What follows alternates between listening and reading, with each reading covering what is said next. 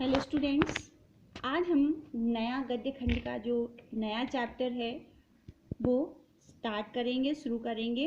इसका नाम है बाल गोविंद भगत। सबसे पहले थोड़ा सा इसमें समझ लो, ये बाल गोविंद भगत जो रामवृक्ष बैनीपुरी द्वारा लिखा हुआ अध्याय है, चैप्टर है। इसमें सबसे पहले बाल गोविंद भगत के जो उन्होंने कैरेक्टर को बताया है, उसमें इन्होंने ये देखा है कि सन्यास में मतलब जो बाल गोविंद भगत हैं वो एक ऐसे सन्यासी के रूप में दिखाया गया है, गृहस्थ के रूप में हैं, लेकिन एक अंतरात्मा जो है वो सन्यासी की आत्मा है। ठीक है, वो मतलब लोगों के बीच रहकर भी प्रभु के पास। दूसरी बड़ी चीज है, कबीर के आदर्शों को मानने वाला व्यक्ति हैं बाल गोविंद भगत जी, और उन्हीं के आदर्शों को पूरा करते हुए वो अपना जीवन व्यतीत करते हैं, उन्हीं के आदर्शों को जीवन में महत्व देते हैं।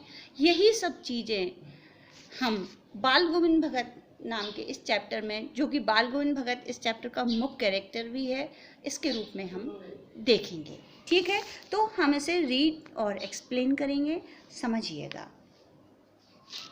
बाल गोविंद भगत मझोले कद के गोरे चिट्टे आदमी हैं, 60 से ऊपर के होंगे।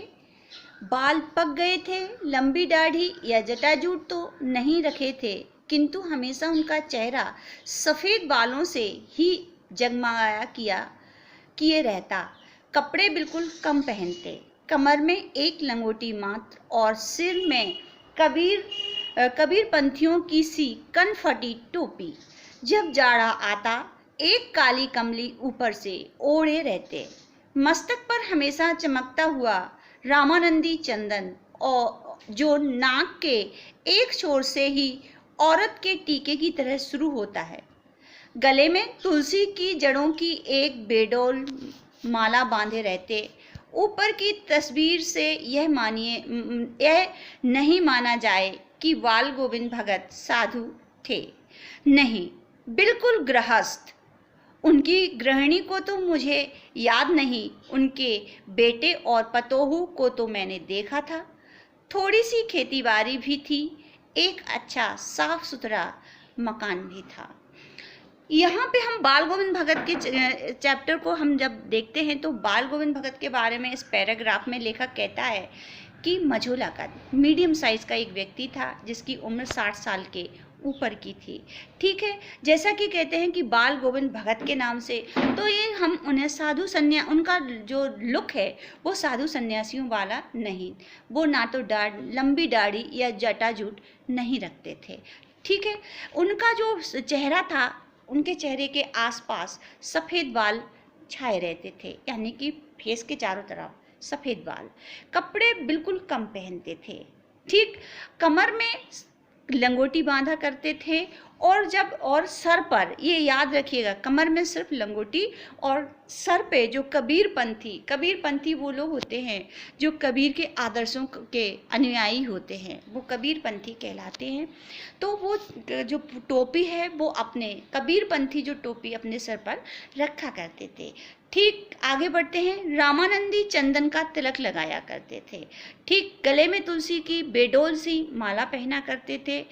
और अब लेखक जो कहता है, ऊपर की तस्वीर से यह नहीं माना जाए कि बाल गोविंद भगत साधु थे, नहीं, बिल्कुल गृहस्थ। क्योंकि लेखक ये बताना चाहता है कि उनका परिवार था। गृहिणी जो उनकी वाइफ थी, उनके बारे में वो कहता है मैं क्लियर नहीं बता सकता हूँ, लेकिन उनके बेटे और बहू को मैंने देखा है। ठीक, और लेखक कहता है बाल गोविंद भगत का घर, मकान और खेती-बाड़ी थी, सब कुछ था उनका, जो कि एक गृहस्थ के होते हैं। ठीक, आगे बढ़ते हैं। किंतु खेती-बाड़ी करते, परिवार रखते भी बाल गोविंद भगत साधु थे, साधु की सब परिभाषाओं में खरे उतरने वाले। लेखक कहते हैं फिर हम बाल गोविंद भगत को साधु कहते हैं, और यहाँ पे देखिए गृहस्थ के सारे गुण नज़र आ रहे हैं, खेती है, परिवार है, फिर साधु की, और फिर इधर देखते हैं जब हम उनके जीवन को गहराई से, उनके जीवन का विश्लेषण करते हैं, तो वो साधु की सभी परिभाषाओं में, यानी कि साधुत्व के जितने भी मापदंड होते हैं, सभी में नंबर 1 आते हैं, सभी में खरे उतरते हैं, सभी में उनको मतलब अच्छे रिजल्ट आते हैं साधुत्व के गुण में।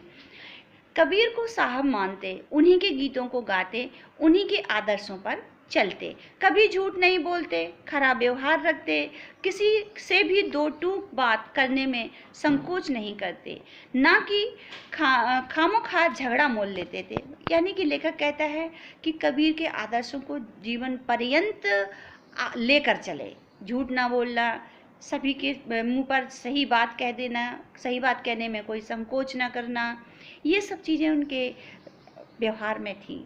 ठीक है, इस नियम को इतनी बारीकी तक ले गए थे कि लोगों को किसी की चीज़ को बिना पूछे छूते भी व्यवहार छूते ना बिना पूछे व्यवहार में लाते।